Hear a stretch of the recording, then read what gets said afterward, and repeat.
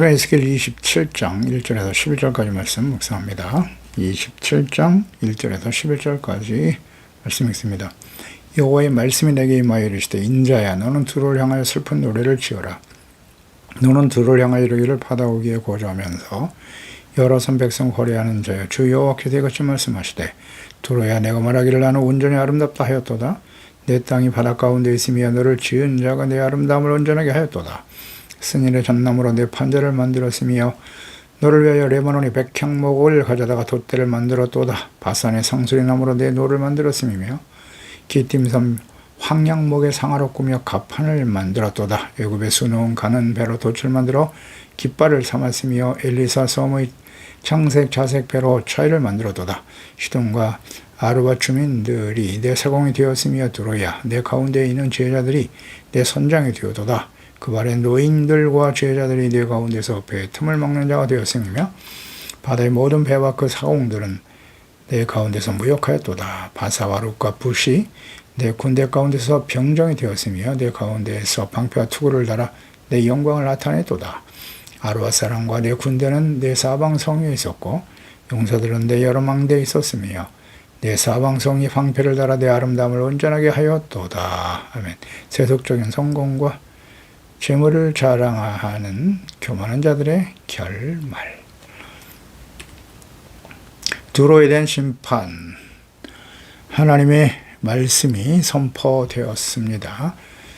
그들의 미래와 결국 하나님의 심판으로 멸망의 길을 가게 될 것이라는 말씀에 이어서 그들이 누리는 풍요롭고 영화로움의 강력한 군대를 갖추었음을 언급하시고 이것이 결국 멸망의 원인이 될 것임을 예고하십니다.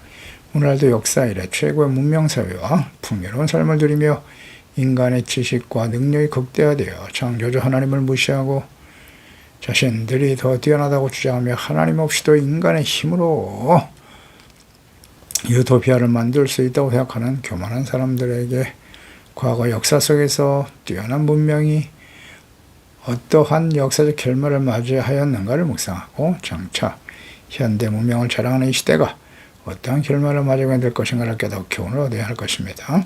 인본주의 우상의 세속적 문명을 추정하며 세속화되어 함께 멸망의 길을 가고 있는 이 시대의 하나님의 자녀들에게 주는 경고의 말씀이기도 합니다. 두로를 향하여 슬픈 노래를 지어라고 하십니다. 슬픈 노래를 지어라. 당시 강력한 부와 능력을 갖춘 두로를 주변 모든 나라들이 동경하고 부러워하였습니다. 오늘날의 경제적인 부와 군사적인 힘을 가진 강대국, 그들의 문명과 기술과 힘을 부러워하는 것, 개인적으로 부와 권력과 명예를 가지고 있는 재벌 부자들을 부러워하고 동경하는 것과 같이 두로는 당시 모든 나라와 사람들에게 부러움의 대상이었습니다. 하나님께서 두로가 누리던 영화와 멸망에 대해 구체적으로 많은 분량의 예언의 말씀을 언급하신 이유는 모든 시대에 하나님보다 재물과 인간적인 능력을 극대화하며 하나님 없이도 행복하게 살 수 있다는 것을 가진 나라와 사람들에게 경고와 교훈을 주기 위함이 분명합니다. 두로와 같은 자들은 반드시 슬픈 결말을 맞이하게 될 것임을 깨우치기 위해서 슬픈 노래, 애가를 만들라고 하셨습니다. 지중해 주변 나라들, 그를 중심으로 해서 내륙까지 모든 대부분의 나라들이 두로를 통해서 무역을 하게 되었고 두로는 배를 잘 건조하고 뛰어난 항해사가 있었음을 말씀합니다. 두로를 배 비유해서 그들의 흥망성쇠를 노래로 만들게 하셨습니다. 3절로 9절은 두로 사람들이 탄 배, 25절까지 무역을 활성화하여 부를 바탕으로 한 강력한 군사력을 가지고 있음을 묘사하고 있고요. 바다에 가라앉은 배를 보고 애곡하는 두로 사람을 묘사하고 있는 것입니다. 두로를 위해 애가를 지어 부르게 하신 이유는 두로는 모든 나라들의 부러움의 대상으로 번영을 구가하고 있었고 번영이 교만으로 나타났고 그것이 올무가 되어 교만한 자에 대한 하나님의 보응과 심판에 직면하게 되었음을 모든 시대의 사람들에게 특히 하나님의 자녀들에게 교훈을 얻게 하시기를 원하십니다. 그러니까 모든 것이 풍족하고 번영과 성공과 평안을 누리며 살아갈 때에 반드시 파멸이 다가올 것이다 라는 생각을 하는 사람은 거의 없습니다. 그저 현재 자신이 누리는 부와 재물, 명예와 권력과 세속적인 행복이 영원히 지속될 것이라고 생각하며 교만하고 안일하게 살아갑니다. 그러나 두로에게 경고하시며 심판하심을 통해서 모든 시대의 이와 같은 삶을 추구하며 살아가는 자들에게 경고와 교훈을 주시기 위해서 슬픈 노래를 만들게 하셨고 이것을 성경에 기록하게 하신 것입니다. 두로야, 내가 말하기를 나는 온전히 아름답다 하였도다. 스스로 아름답다고 자부하며 살고 있었어요.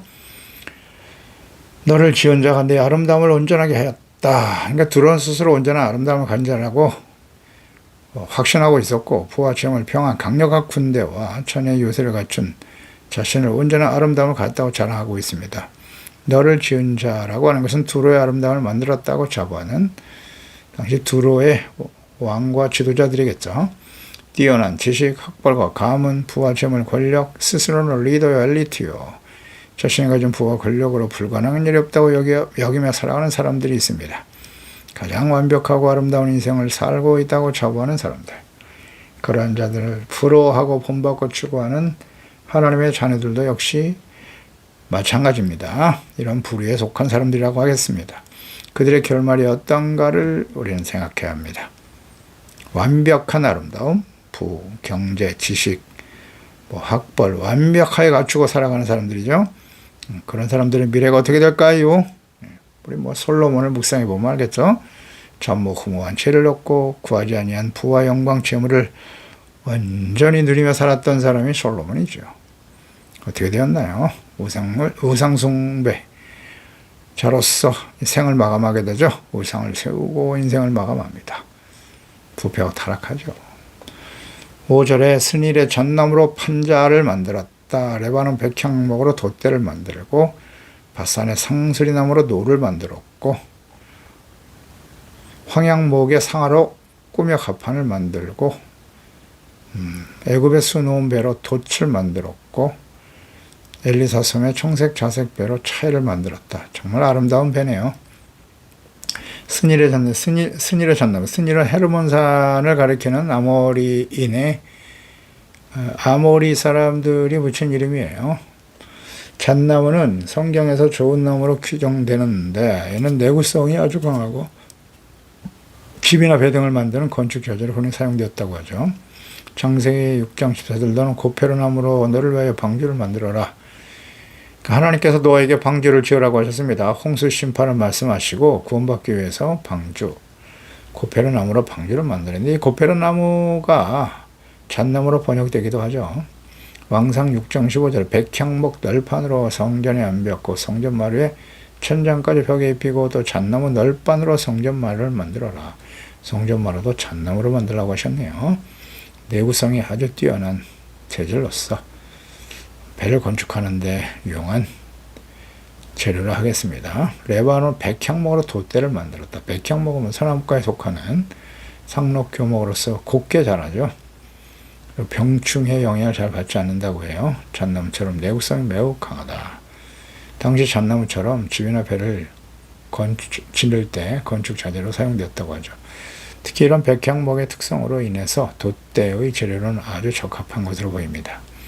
바산의 상수리나무. 바산은 갈릴리 바다와 요단강 상부의 동북부 지역으로서 북으로는 헤르몬산, 남으로는 길랏 땅과 경계를 이루는 거대한 평원지대인데요.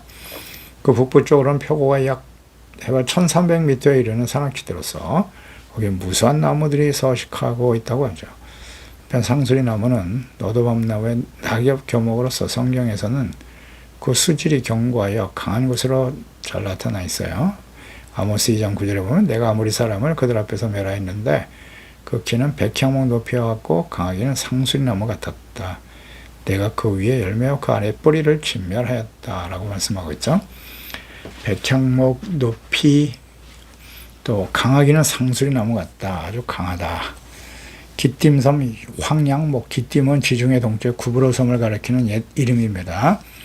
황양목은 회양목과에 속하는 상록 화력 교목으로서 역시 수질이 단단하죠. 성경에서 아름답고 훌륭한 나무로 묘사되어 있습니다.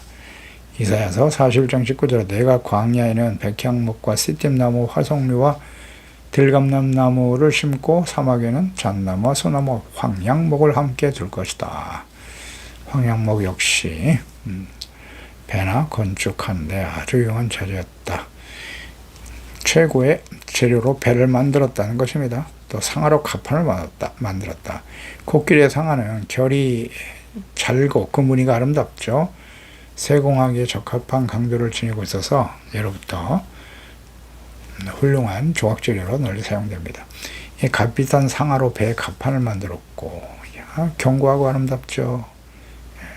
그리고 애굽의 수놓은 가는 배, 애굽에서 일찍부터 아마를 재배했을 뿐만 아니라 그 가공 기술이 발달하여 옷감을 널리 사용했다고 하죠. 배, 훌륭한 배. 이곳으로 돛을 만들었다. 청색자색 엘리세 섬, 배를 가지고 청색자색 실과 배로 만든 페니키아 사람들이 조개 뿔고동에서 자색 염료를 추출해서 자색 물감을 들여 사용하며 수출까지 했다고 해요. 이 자색이 제왕다운 아름다움을 나타낸 것으로서 그것으로 가판의 차이를 만들었기 때문에 매우 화려하고 아름답고 견고한 배들을 만들었음을 알 수 있습니다. 8절에도 보면 시돈, 아르와 사람 주민들이 사공이 됐다. 그러니까 시돈과 아르와 출신의 사람들이 바다에 아주 익숙하고 능숙한 사공들이 많았다고 하죠. 또 지혜자들이 너의 선장이 되었다. 그러니까 바다의 해로 익숙하며 많은 경험을 가진 지혜로운 선장들이 배와 선단을 이끌었습니다. 노인과 지혜자들의 배 틈을 막는 자가 됐다. 그러니까 오랜 항해 경험을 가진 선장들, 또 배에 대해 해박한 지식을 가진 배 수리 전문 인력들이 풍부했던 두로, 그러니까 무역을 통해서 완벽한 체제를 갖추고 있습니다. 견고한 배, 아름다운 배, 그 배를 운영하는 능숙한 사공들, 선장들, 그 다음에 배를 수리하는 완벽한 배수리공들까지 갖춘 두로였습니다. 그러니까 10절에 바사와 룻과 부신대의 군대 가운데 병정이 됐다. 막강한 불을 바탕으로 용맹스럽고 힘센 용사들을 구성되었다. 그들을 돈으로 사서 용병이죠. 막강한 군사력을 갖추고 있었다고 하는 거예요.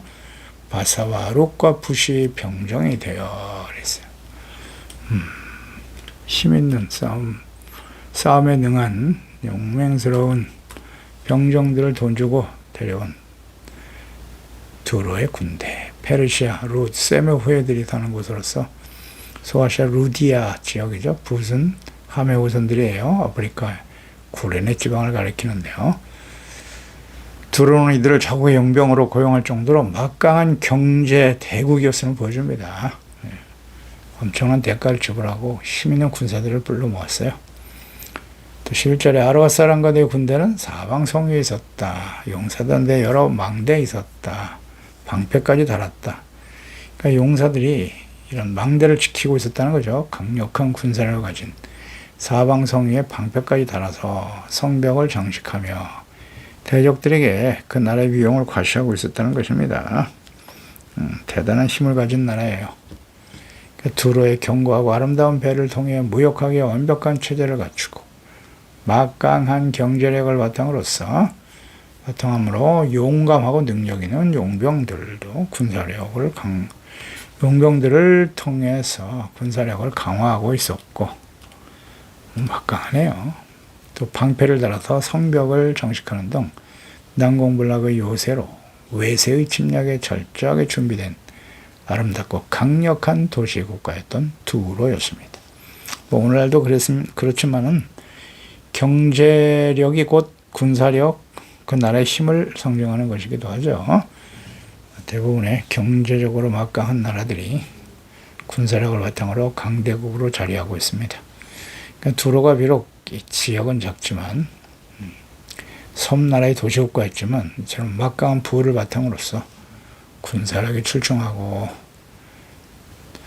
재물, 경제적인 힘을 통해서 외교관계도 아주 잘 맺고 있었다는 거죠.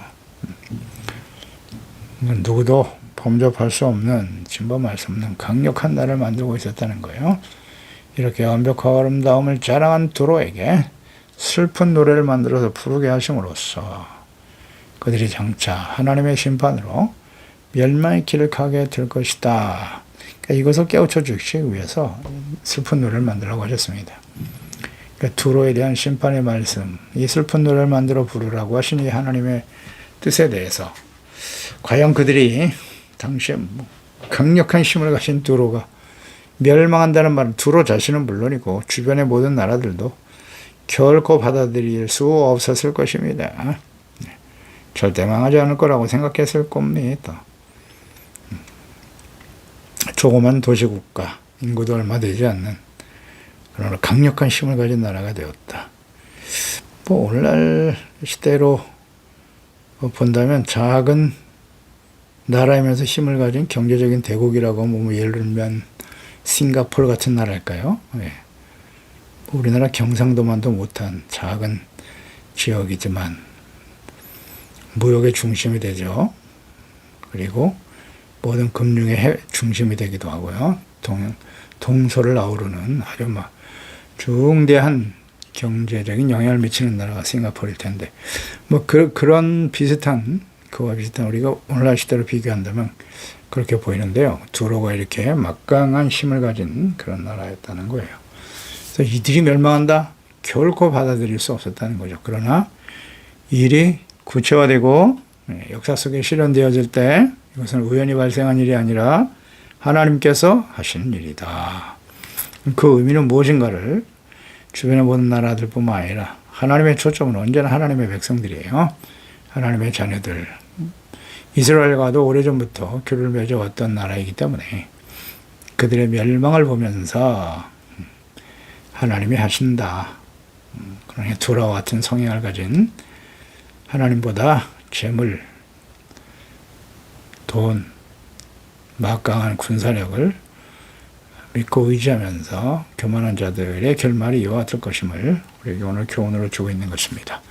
기도하겠습니다. 하나님 아버지, 오늘도 두로에 대해서 그들이 어떻게 멸망의 길을 갈 것인가, 두로의 그 강성함을 자세하고 구체적인 모습으로 주님께서 기록하여 남기셨네요. 그들이 무역에 합당한 배와 선단을 만들어서 엄청난 부를 축적하게 되었는데요. 그 배를 만드는 과정, 그 배를 건축하는 자재들도 최고의 재료를 가지고 만들었고, 또 가장 아름다운 모습으로 상하로 갑판을 만들 정도로 말이죠. 강력한 불을 바탕으로 해서 아주 견고하고 아름다운 배를 만들었다. 그리고 모든 나라들로부터 무역을 통해서 얻어지는 그 재물을 바탕으로 막강한 주변에 힘 있는 용병들을 끌어들여 군사력도 강화시켰다. 배를 수리하고 또 지혜롭게 이끌어가는 선장이라든지 강력한 사공들까지, 배를 수리하는 자들까지, 능숙한 수리공까지 완벽한 체제를 갖추고 끊임없이 번영을 구가하고 있었던 두로, 그들의 멸망이라고 하는 것은 도저히 상상할 수 없는 상황이었을 것입니다. 그런데 하나님께서 이 모든 일이 이루어질 것이라고 말씀하시면서 지금 크게 번성하고 강력한 나라인 두로를 위해서 슬픈 노래를 만들어 불러라. 그들의 결말이 어떨 것인가를 주님께서 말씀하고 계시네요. 그렇습니다. 우리에게 이 주시는 교훈을 우리가 잘 깨달아서 하나님보다 눈에 보이는 힘, 돈, 재물이죠.